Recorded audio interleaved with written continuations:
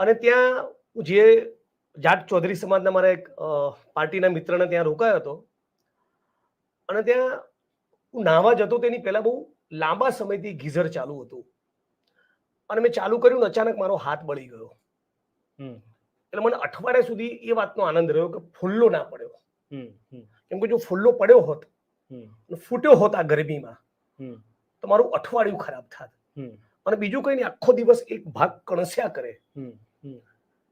એટલે આજે આપણે વસ્તુની કલ્પના કરીએ, એક માચીસની દિવાસળી સહેજ અડી જાય તમને ને મને તો એક અઠવાડિયું 10 દિવસ આપણે ઘણીવાર આપણે હેરાન થતા હોઈએ છીએ એક સામાન્ય આગમાં. આ બચ્ચાઓ ભળતું થઈ ગયા પછી પણ આ નિમ્ન કક્ષાના માણસો જે ગાંધીનગરમાં બેઠા છે અને આ રાજ્યના દેશના નાલાયક આઈએસ આઈપીએસ અધિકારીઓને કશો જ ફરક પડતો નથી.